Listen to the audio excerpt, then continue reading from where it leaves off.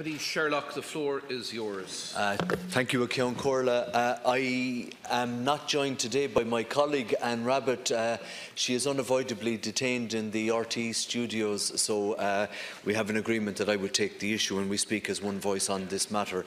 I just merely want to raise the issue of ongoing matters in Scouting Ireland in respect of historical abuse cases. And we know that as of from the 21st of February, according to the Irish Times, that there are identified 313 alleged victims and 237 alleged abusers. We wish to raise this issue today because there hasn't been any mechanism since the Minister's last appearance at the Children and Youth Affairs Committee to articulate our concerns in respect of, in the first instance, the drip feeding of reports to the media without there being any parallel process in respect of these issues here within the House. And I wanted to outline our concerns that there must be a mechanism found so that the Minister is potentially reporting back to us on matters within this House on a regular basis, but also to ask the Minister specifically when Mr Elliott's report will actually be finalised and made public, because I think that this is a matter of grave public concern. Mr Elliott, whose bona fides are without question, who is a safeguarding expert, as we know, has been brought in by Scouting Ireland, but it would appear that the lines of public communications on this seem to be as between Mr Elliott internally, the Chief Executive presumably, and the line department. And again, the concerns we have is that is quite a linear process, and it needs to be expanded, and we need to see greater transparency around that. I also have a concern about the fact that it is Scouting Ireland itself that is managing the phone line, if you will, so that if anybody has concerns, that it is through Scouting Ireland that they should go to, or the Gardaí or TUSLA. But I don't believe that it is right that if one is a victim or an alleged victim, or one has to report something, and if one is traumatised by an organisation historically, it's very hard that one could have confidence then that you would expect that you would go back to that organisation to report any allegations of abuse if you've already been traumatised by that organisation.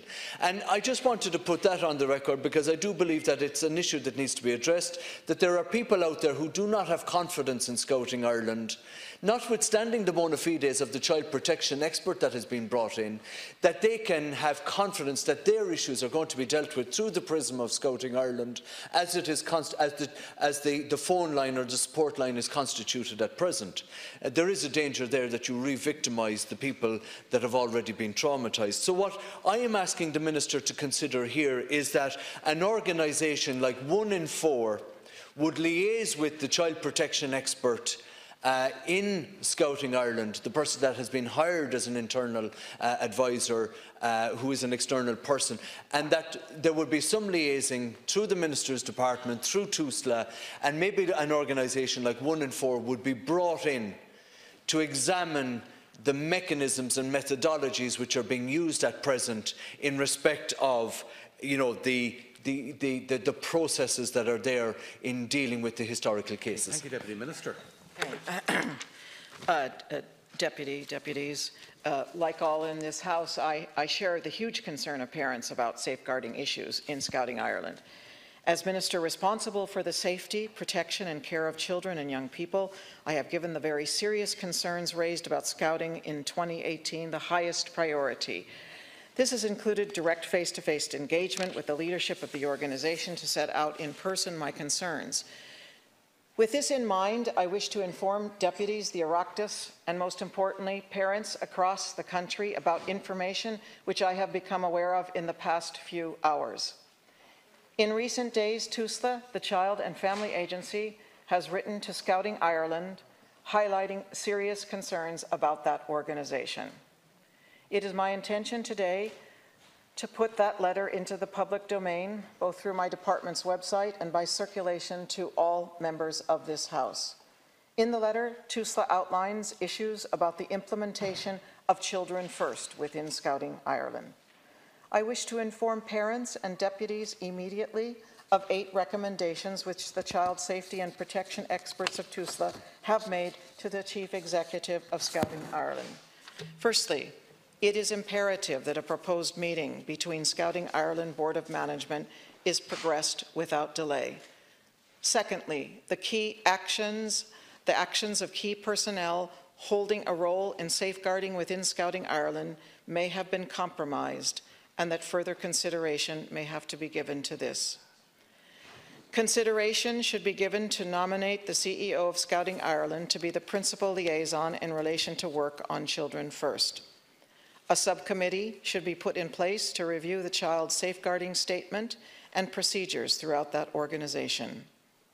An urgent review of the manner in which Scouting Ireland manage current child protection concerns and disclosures from children should commence. There should be an immediate review of the supervision of children involved in Scouting. Scouting Ireland should consider the viability of continuing with overnight trips. And consideration should be given to ensure the personnel manning the helpline are independent of Scouting Ireland. Deputies, I have placed these recommendations in the public domain because I believe that parents have a right to know the views of those who are charged with protecting and safeguarding our children and who work with no other agenda. As I stated, these concerns have only just come to light. I do believe, though, that they require urgent consideration. And so with this in mind, I will be meeting with the chief social worker in my department to consider what further actions may be required. I know that all in this chamber and those of you who put down this topical issue share my view that we must never compromise on the issue of child safety and protection. Children must at all times come first, whatever the implications for any club, body, or organization. I will be in further communication with members in the coming hours. There are serious worries about the issues raised within Scouting. I am fully aware of this, and as a result, placed this as a top priority for me and have been fully engaged with the issues involved. Most recently, I met with representatives of Scouting Ireland on the 28th of January to be updated on the independent barrister's report into issues surrounding an allegation of sexual abuse by an adult volunteer against another adult volunteer. And my officials met with Scouting Ireland on the 7th of February to discuss the detail and the actions taken in relation to the latest available figures in relation to the allegation of abuse. I suppose just in conclusion, because some of my statement actually Deputy Sherlock has already covered in terms of numbers, etc., I just want you to know that today that we send a unified message, I believe, as public representatives to those who suffered abuse and continue to suffer in silence, that help and support are available. And so to those victims, I say contact TUSLA, the Child and Family Agency, or contact the Gardaí.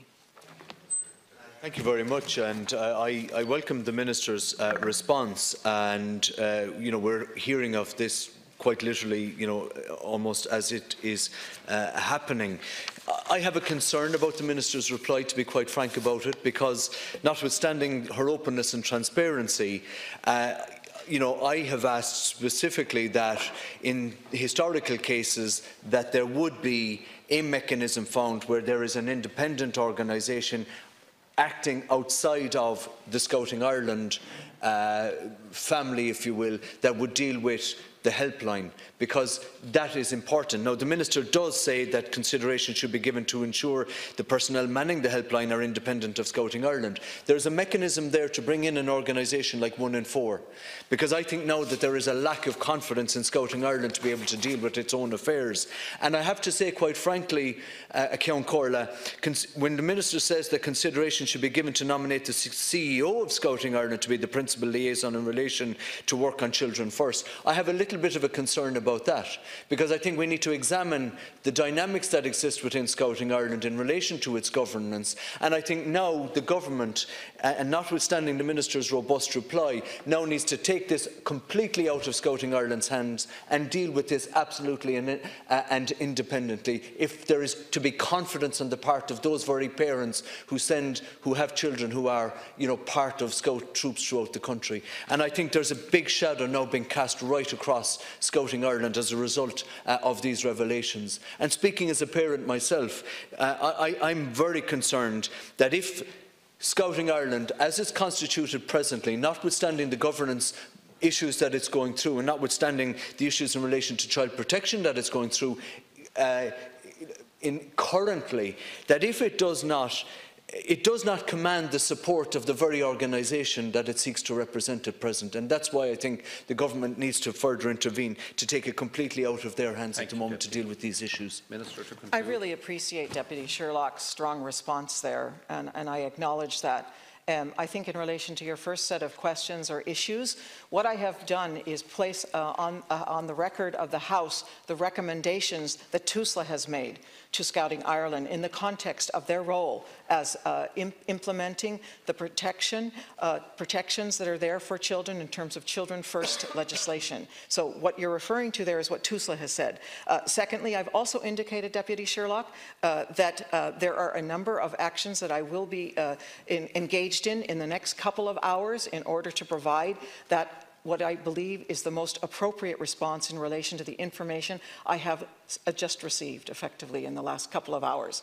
So I do appreciate your concerns in terms of that we need to make some very robust actions, and I am going to do that as soon as I've had the opportunity to have a little bit more time and advice from the Chief Social Worker, as well as considering what's being placed with me, in front of me. The information that I've received as a result of meetings between TUSLA and Scouting Ireland that began at the beginning of this year, where TUSLA began a process to support them to implement requirements of Children First, including their proper procedures and policies, and that their safeguarding statement is compliant. Meetings were held. The TUSLA principal social worker analysed sample cases of child protection and welfare reports that were received by TUSLA from Scouting Ireland, and a consideration of practices with regard to the helpline were done. And as a result of that, TUSLA suggested or laid out the recommendations that I have just placed on the record of the House. And may I assure the House that as Minister, my concern is first and foremost about the children, and I am going to give that my attention after I've done, after I have done, and I will do everything in my power to ensure that that concern and that priority in relation to the children is what will happen in the next couple of hours and as we continue to work with the Organisation of Scouting Ireland.